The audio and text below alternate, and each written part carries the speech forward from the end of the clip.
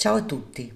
L'espressione dissonanza cognitiva significa dissociazione mentale della consapevolezza tra la realtà e il proprio comportamento, nell'intento di legittimare le nostre consuetudini o i nostri atteggiamenti incoerenti con atteggiamenti coerenti e privi di basi logiche. Con il termine dissonanza emotiva si intende la disarmonia tra due o più persone che si relazionano e non hanno la capacità di ascolto e di comprensione. Tanto è vero che l'incapacità di percepire i pensieri, le emozioni e le azioni dell'altro preclude un contatto emotivo incisivo. Ma il narcisista come fa a crearti queste dissonanze? Inizialmente il narciso, nella fase del love bombing, va a creare una situazione a dir poco paradisiaca, tanto da farti sentire unica e speciale. Naturalmente tu sei convinta di aver finalmente trovato la persona dei tuoi sogni e ti butti a capofitto nella relazione. Ma ecco che giungono le prime mazzate, come ad esempio il gaslighting, dove tu hai la netta sensazione che quando il narciso parla ci sia sempre un qualche cosa che non ti quadra e questo suo atteggiamento inizia a provocarti un certo malessere e una certa confusione mentale. In poche parole, il narcisista, per mezzo della manipolazione, della svalutazione, dell'allontanamento e per concludere dello scarto, va ad originare nella vittima il tipico disturbo da stress post-traumatico, ovvero la dissonanza cognitiva. Ma ora ti starei chiedendo come faccio a gestire tale dissonanza.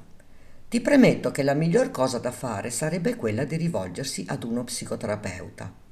Tuttavia esistono diversi esercizi che puoi mettere in pratica in piena autonomia, che ti consentono di lenire i tuoi disagi dovuti a tali dissonanze. Per prima cosa cerca di riconoscere la tua dissonanza, prendendo atto dei tuoi concetti negativi, trascrivendoli su un pezzo di carta o un quadernino. Una volta presa coscienza dei tuoi pensieri negativi, prova ad assumere un atteggiamento più cosciente verso te stesso. Dopodiché inizia a porti delle domande come ad esempio: se io amo una persona, potrei mai trattarla come il narciso ha trattato me? La tua risposta sarà sicuramente no, dato che non desideri vedere e far soffrire coloro che tu ami.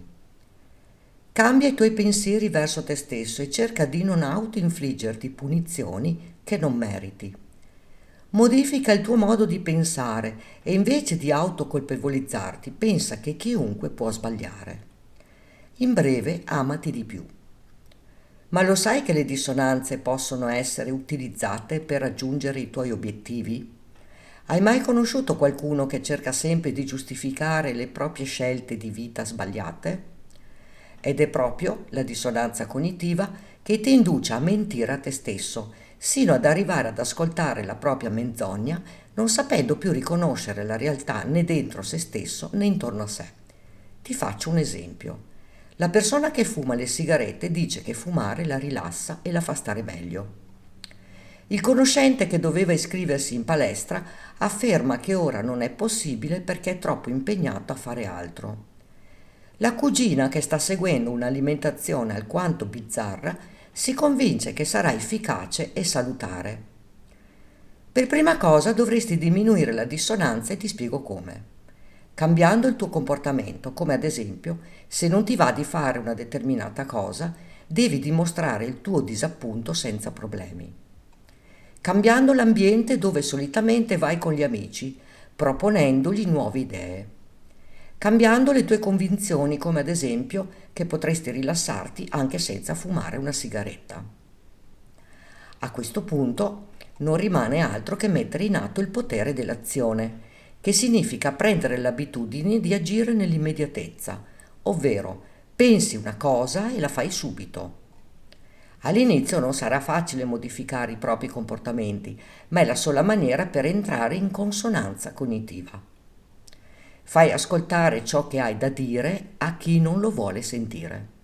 In tal modo potrai elaborare la separazione e acquisirai la capacità di comprendere quali siano i tuoi valori più profondi e in seguito trovare una persona che rispetti il tuo modo di essere te stesso. E tu in quale fase di dissonanza ti ritrovi? Scrivilo qui sotto nei commenti. Ricordati di iscriverti al canale e di attivare la campanella, così potrai ricevere le notifiche dei nuovi video.